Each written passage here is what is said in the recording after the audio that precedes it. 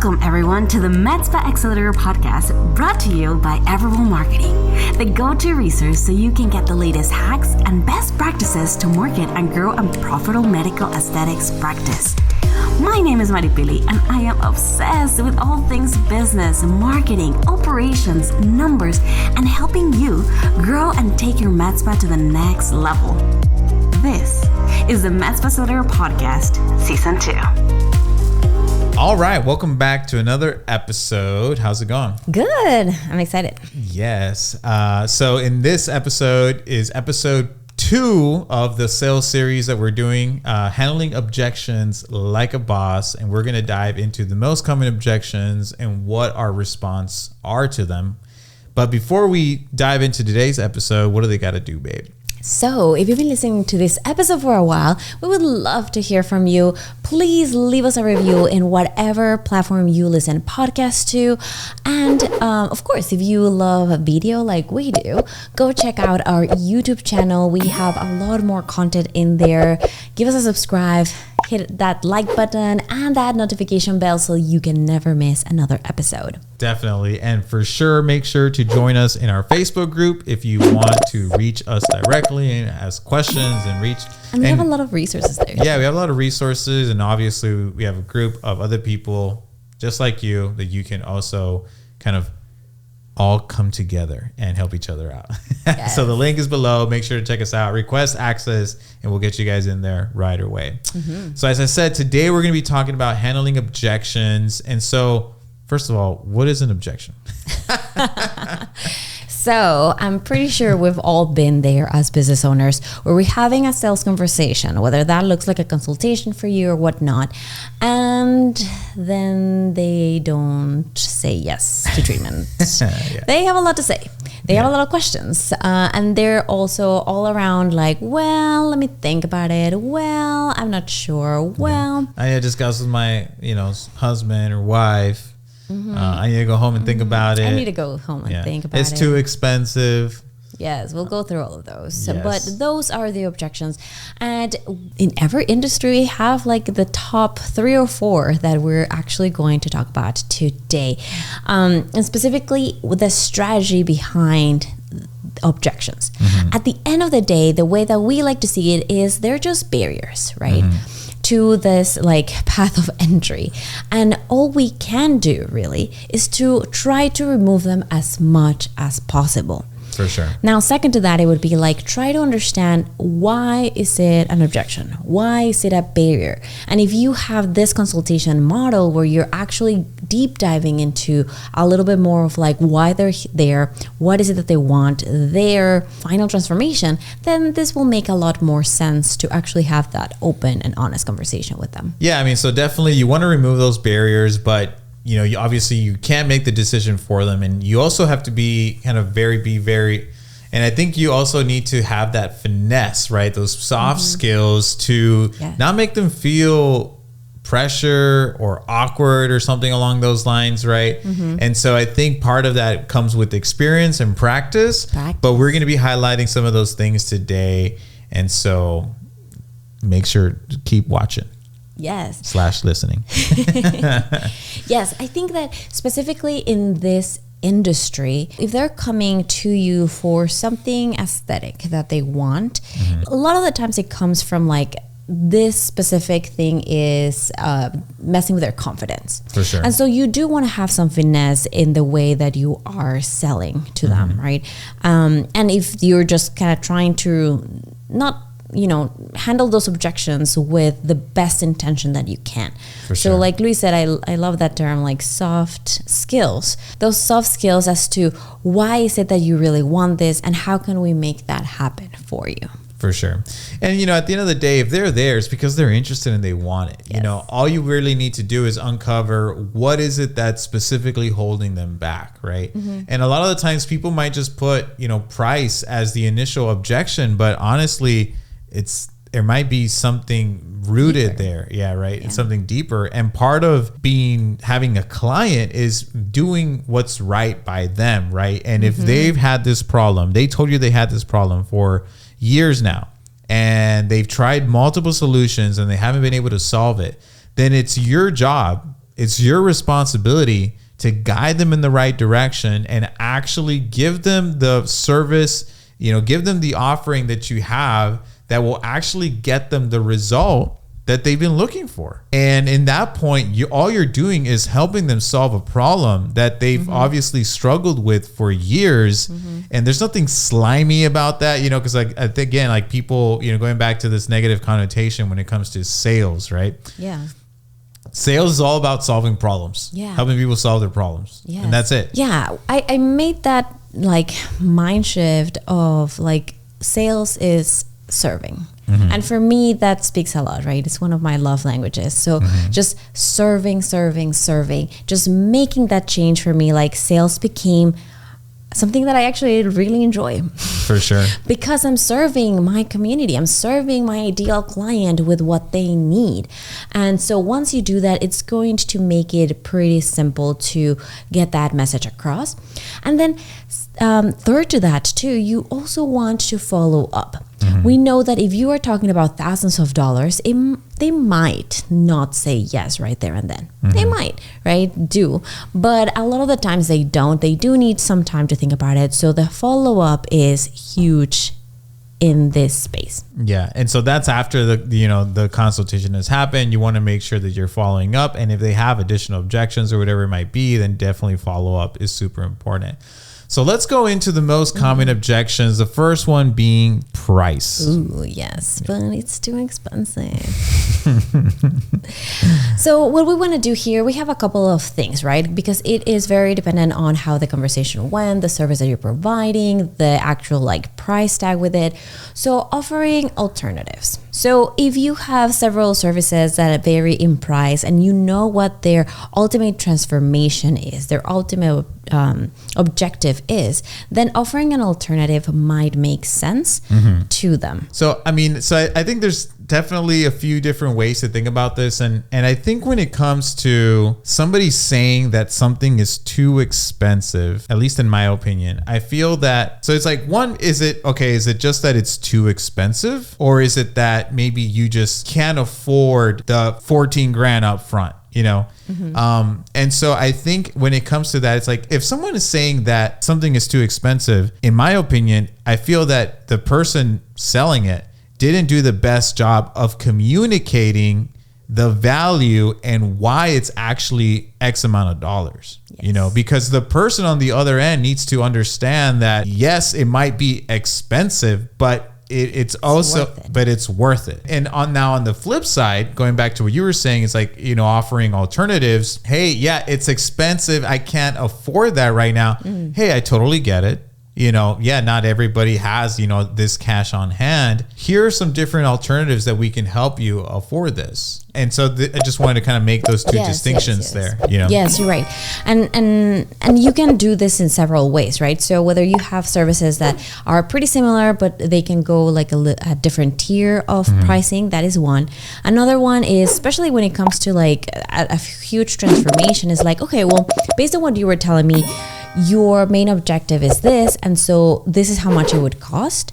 But we can do it by parts. We can get started on just this one body area or this one treatment, and then we can move up and we can go from there. So you're kind of splitting it and making it a little bit easier and more accessible for them. Yeah, and I think the other one to that, when we talked about in our last episode, was financing, right? Maybe they can do a full treatment, but can they do monthly payments of $500 a month? Or hey, okay, maybe you can do the $500 a month, but maybe you have another plan that's $250 a month. Yeah, maybe interest will be higher, so on and so forth.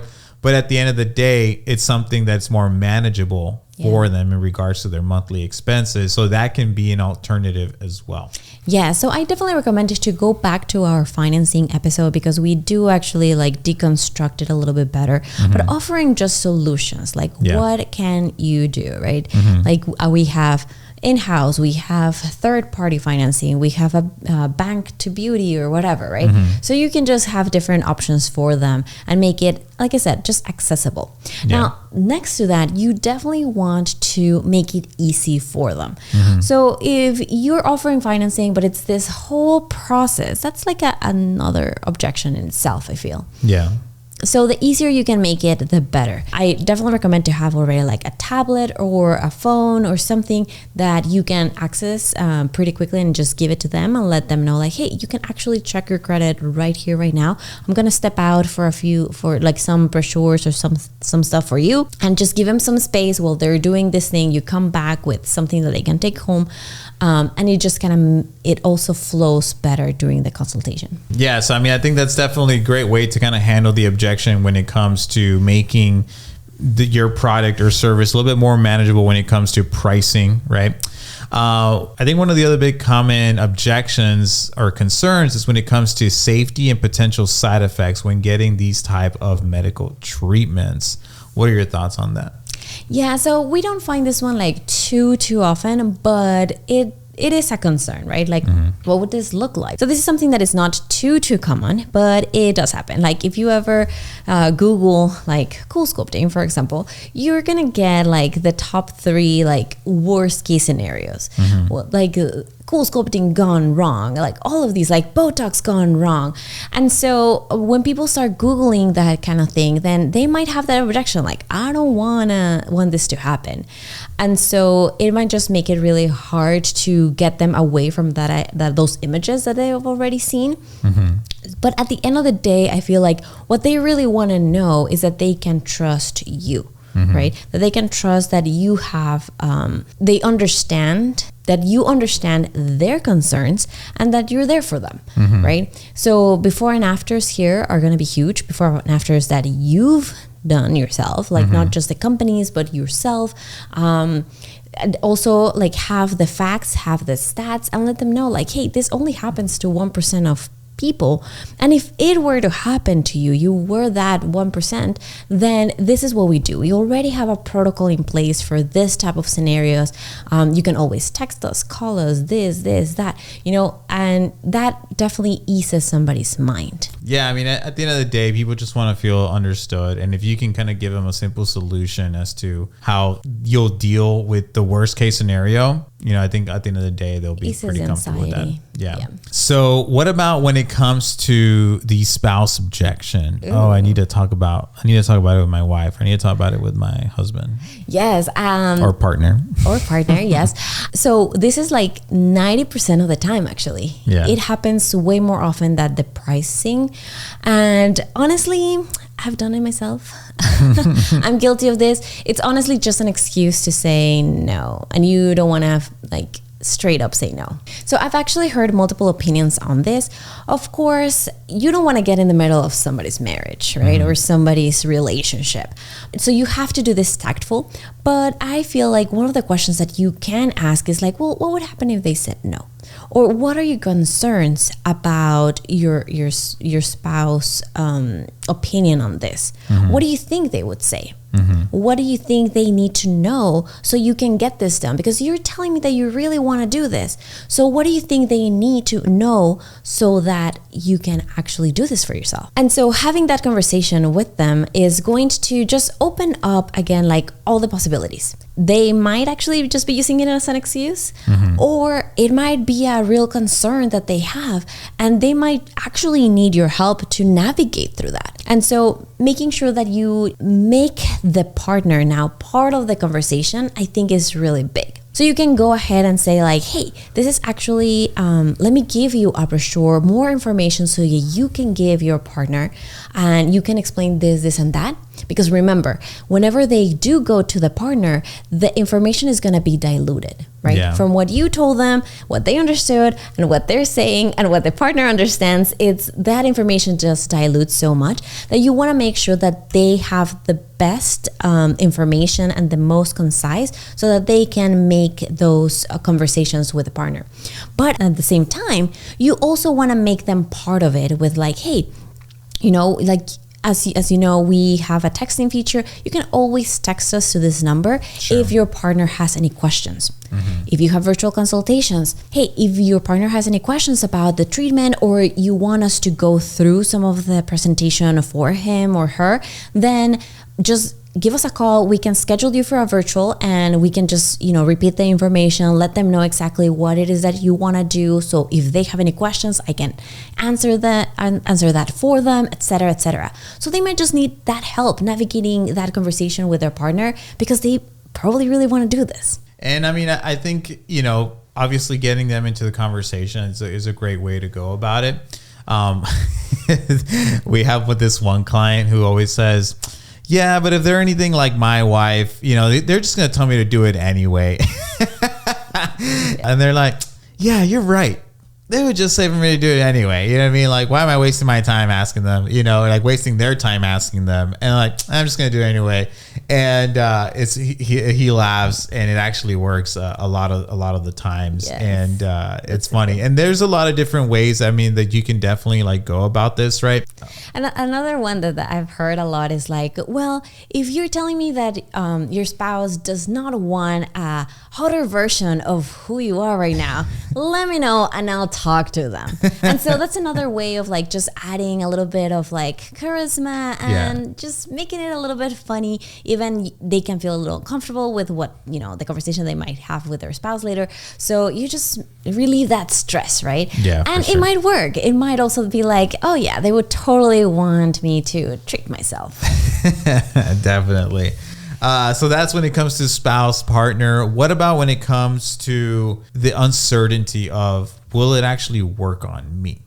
Yes, that is another big one, because sometimes some of these services sound really good and like way too dreamy. Mm-hmm. So you want to bring it back to like, okay, well, I think it's pretty similar to like what would happen in worst case scenario, right? So let's say that this doesn't work for you. Having those facts of like, it works for this many people, this is what happens, the science behind it, et cetera, but at the end of the day, again, they just want somebody that understands them and that they can trust. So here is a great spot to actually add that guarantee. If you have one, or if you have crafted one, hey, what happens if this doesn't work for me? Hey, if this doesn't work for you, we retreat for free. If this doesn't work for you, we'll do another round of so-and-so. So adding all of those, and also reminding them like this will work, especially if it's something body contouring, if this, and that. So just reminding them just what they need to do on their part so that this works for them, so that they can set themselves up for success. And at the end of the day, they'll feel a lot more confident in the service. Well, those are the 4 common objections that we tend to hear the most. And if there is an objection that you're struggling with, then I would definitely encourage you to go to the Facebook group and post it there. And let's get feedback from the group, and we'll go ahead and obviously give you our opinion as well. But again, go click the link down below in the description. Go and request access to the Facebook group. We love to see you in there. And we have one more episode on the sales series. Am I correct in saying that? Yes. So make sure to stay tuned for the next episode. Hopefully you found this one insightful, and we'll see you next time. Bye-bye. Bye.